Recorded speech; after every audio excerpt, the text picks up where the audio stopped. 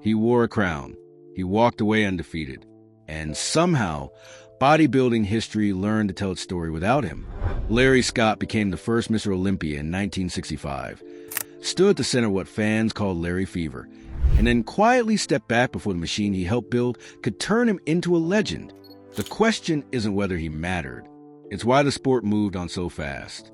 This is the story of a man who won everything, retired young, and watched the mythology of Mr. Olympia grow around everyone but him. And the strangest part? He saw it coming.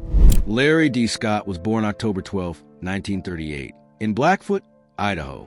Small-town roots, clean-cut looks, the kind of kid who could have ended up on a college football team or selling insurance. Instead, he found a barbell, and it changed the direction of an entire sport. By the early 1960s, Scott wasn't just competing. He was becoming the face of what bodybuilding could look like if it wanted to be acceptable to mainstream America. Photographers lined up. Magazines fought for his image. Teenagers studied the proportions like blueprints. But here's the thing about being first. You don't get to write the rule book. You just show up, win, and hope someone remembers to carve your name deep enough. Scott started training young, but he wasn't born with a physique that made him famous. Early on, he struggled with narrow shoulders. His frame didn't scream champion. The genetics weren't there. So he did what every underdog does when nature doesn't cooperate. He worked with obsessive precision, turning weaknesses into controlled experiments. He found Vince Gironda, the Iron Guru, a man who didn't tolerate laziness or excuses or anything that looked like average effort. Gironda's gym in North Hollywood became Scott's laboratory. Preacher curls, isolation work, movements designed to carve muscle with surgical focus.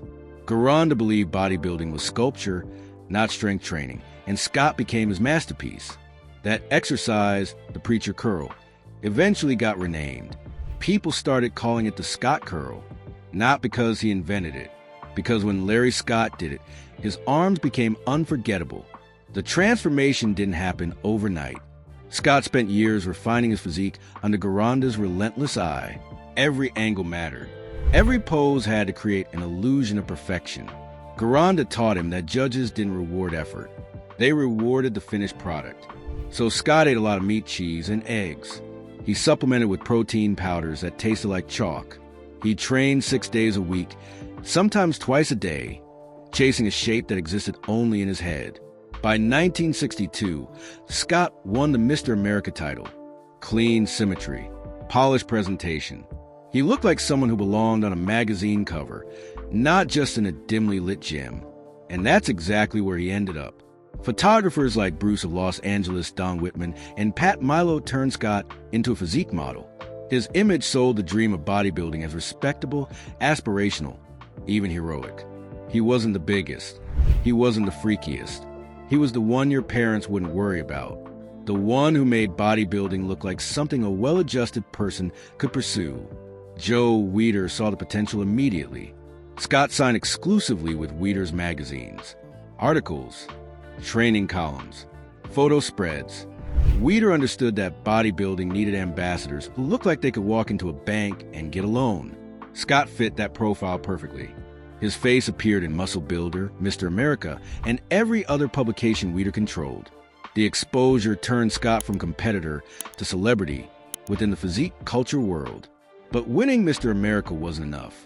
Scott wanted the top tier.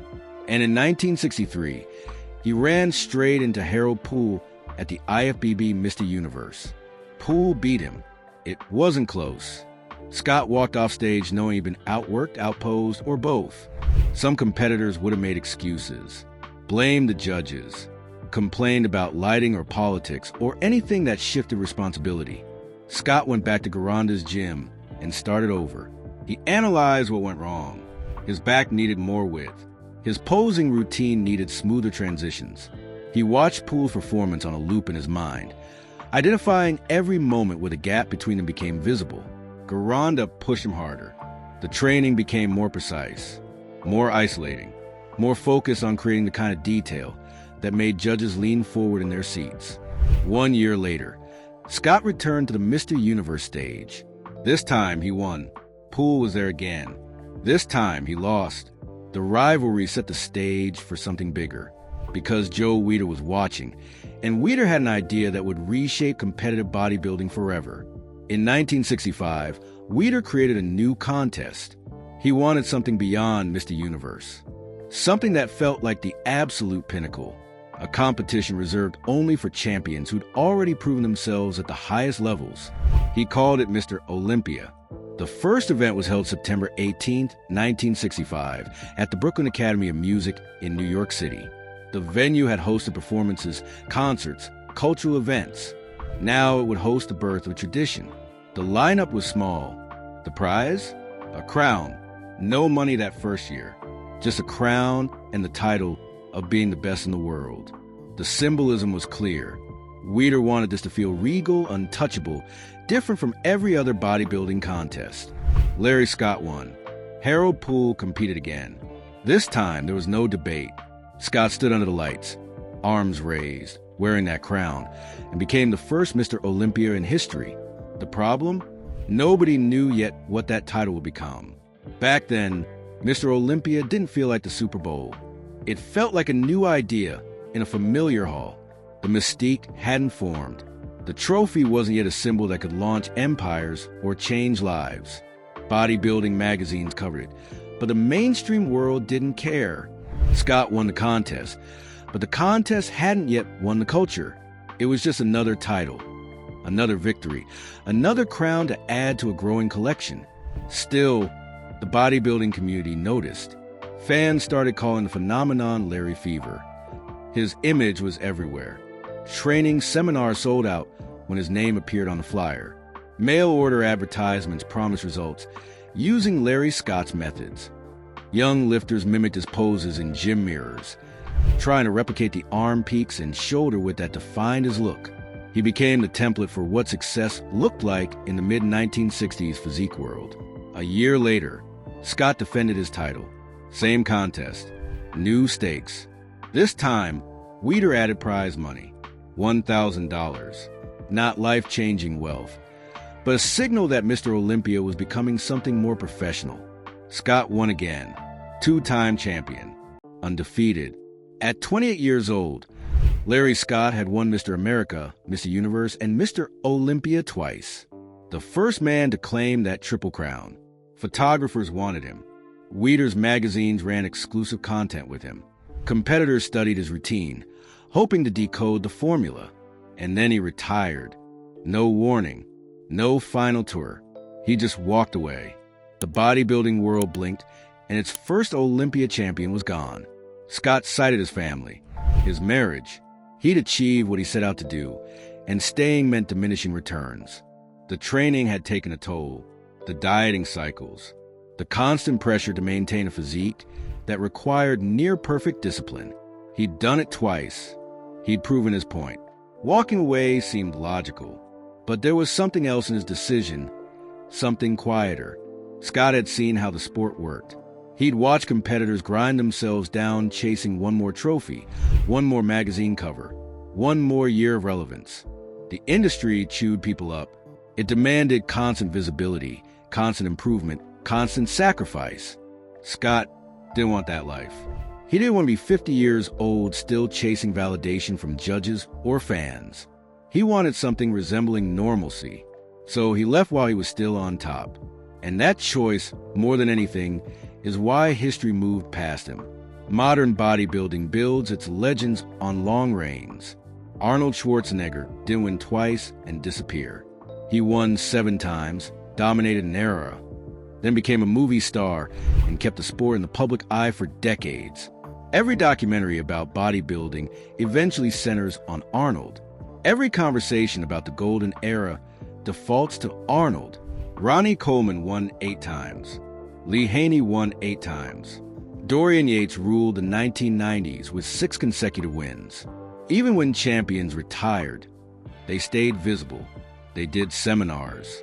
They launched supplement lines. They became commentators, coaches, brand ambassadors. They stayed in the conversation year after year until their names became permanent fixtures. Larry Scott retired at 28 and went home. No comeback drama. No rivalry reignited. No documentary crew following him around. He just stepped back into a quieter life, and bodybuilding kept moving without him. The sport didn't pause to mourn his absence. It couldn't afford to. New competitors emerged. New personalities demanded attention.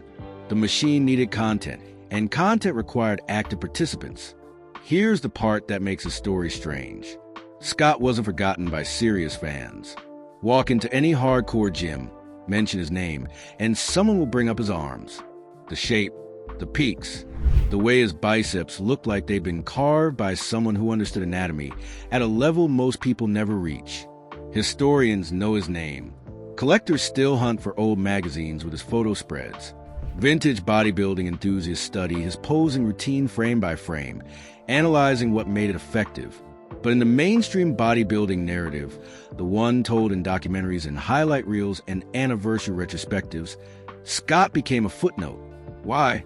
Because the mythology of Mr. Olympia didn't fully form until after he left. When Sergio Oliva won in 1967, the contest started to feel different. Oliva brought size that redefined what big meant. His back looked like architecture. His arms made Scott's legendary biceps seem almost quaint by comparison. Oliva was called the myth because his proportions didn't seem achievable by normal human effort. He pushed the boundaries of what judges thought possible. Then Arnold arrived, and suddenly Mr. Olympia wasn't just a bodybuilding contest. It was theater, rivalries, comebacks, press conferences, psychological warfare. Arnold understood that winning required more than muscle. It required personality, charisma, media savvy. He turned bodybuilding into entertainment, and the sport found its voice.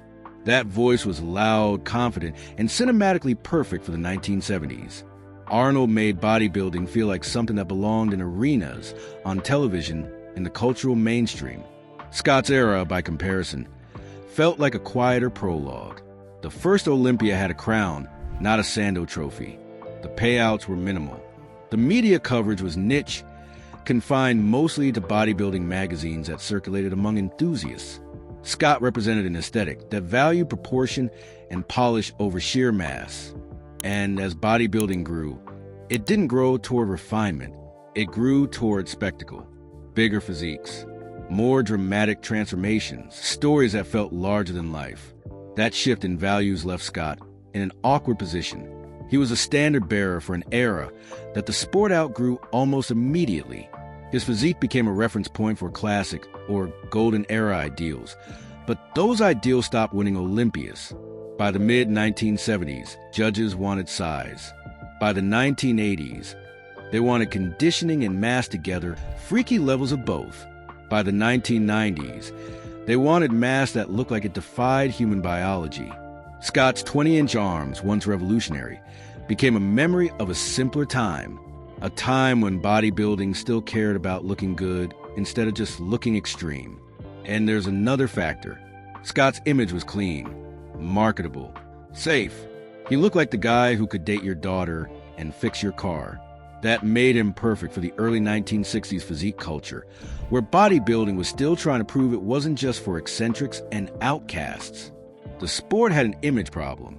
People associated it with circus strongmen, carnival attractions, weirdos in posing trunks. Scott's all-American look helped legitimize bodybuilding as something respectable people could pursue. But as the sport grew bolder, it started celebrating figures who felt larger than life, competitors with wild personalities, training philosophies that sounded like manifestos, origin stories involving poverty, violence, redemption. Scott's quieter dignity, once an asset, started to feel like a relic. He didn't have a dramatic backstory. He wasn't an immigrant chasing the American dream. He wasn't overcoming childhood trauma. He was just a guy from Idaho who worked hard and won titles. That story, however true, couldn't compete with the mythic narratives that followed. Even his training methods got overshadowed. Vince Gironda's approach, meticulous and obsessive, produced Scott's physique. But Gironda himself became a cult figure, not a mainstream icon. His ideas were too specific, too contrarian, too difficult to market. Weider's training systems, Arnold's intensity, Mike Mentzer's heavy-duty philosophy, those became the talking points. Those were the methods discussed in magazines, debated in gyms, sold in training manuals.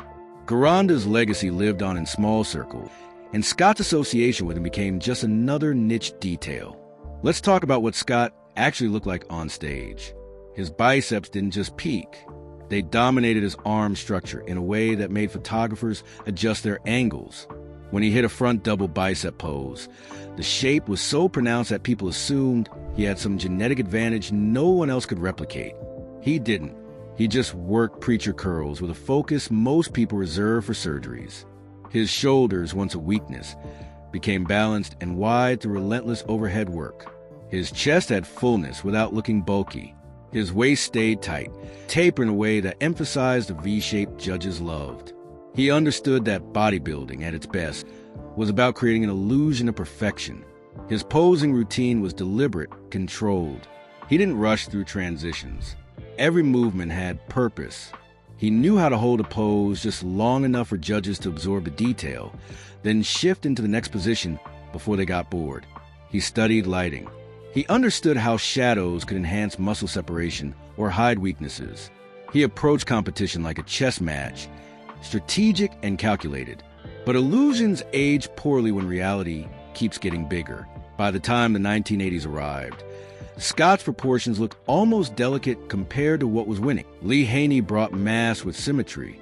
Rich Gaspari brought conditioning that looked like someone had shrink-wrapped skin over muscle.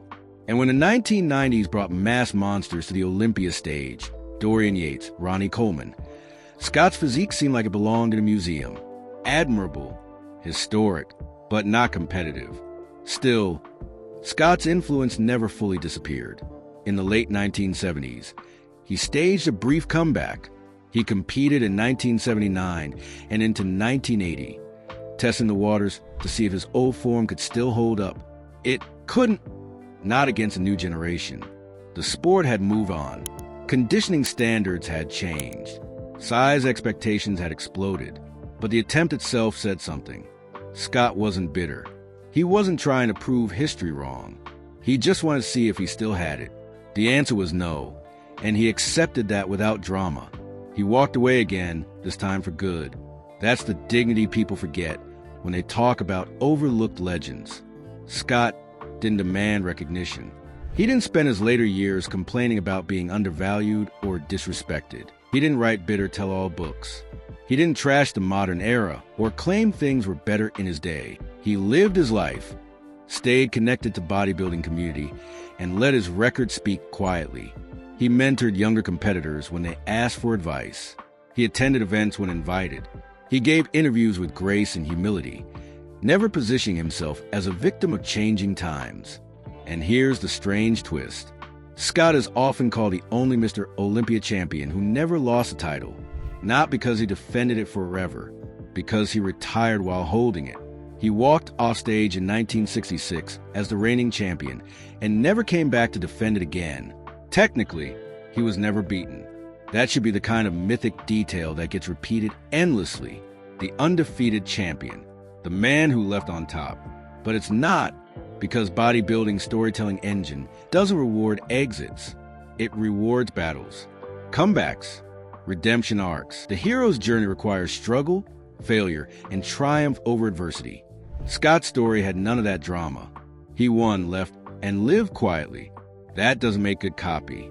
Scott's life after competition stayed relatively private. He worked in the supplement industry, lending his name and expertise to products. He appeared at bodybuilding expos, signing autographs, posing for photos with fans who remembered him. He gave seminars occasionally, sharing training knowledge with newer generations who'd never seen him compete but respected what he represented. He wasn't interested in becoming a personality. He didn't chase celebrity. He just existed on the periphery of the sport he'd helped legitimize. There's a 1964 film called Muscle Beach Party, where Scott had a minor role. It was the surf music era. Bright daylight, beach blankets and surfboards. A physique champion crossing into entertainment, trying to reach audiences beyond the gym. The film was forgettable, but it showed Scott's willingness to expand bodybuilding's reach. He understood that mainstream acceptance required visibility in spaces where normal people spent time. Movies, television, media that reached beyond niche publications. But that crossover never fully materialized for him. Arnold would later prove how a bodybuilder could become a movie star, then a governor, then a permanent cultural fixture. Scott never got that chance. Or maybe he never wanted it. Maybe he saw the cost of that level of fame and decided it wasn't worth the sacrifice. Either way, his path diverged from one that led to lasting mainstream recognition. In 2010, Scott was diagnosed with Alzheimer's disease. 4 years later, in March 2014, he passed away at 75 from complications related to the illness. Obituaries remembered him as a husband, father, and pioneer. They noted his contribution. They called him a legend. His family described him as adventurous, disciplined, and kind. But even in death, his name didn't dominate the conversation the way later champions' names did. The bodybuilding community mourned. Tributes appeared in magazines and online forums. But the mainstream world barely noticed. So, why does Larry Scott remain overlooked? It's not one reason. It's a perfect storm of timing, branding, and choices. He won when the contest was new and unproven. The first Mr. Olympia didn't carry the weight it would eventually hold. He retired before mythology could build around him. Long reigns create legacy. 2 years doesn't. He represented an aesthetic the sport abandoned in favor of size and extremity. He chose family over fame, privacy over constant visibility. He didn't build a media empire. He didn't star in an action movie. He didn't shout his legacy from every stage he could find. And maybe that's the real answer. Scott understood something most champions ignore. Winning doesn't guarantee remembrance. Longevity does. Repetition does. Staying in front of people, year after year, until your name becomes synonymous with the sport itself. Scott wore his titles, took his crown and left. And bodybuilding, like any industry, moved on to the next story, the next personality, the next drama. The sport didn't deliberately erase him.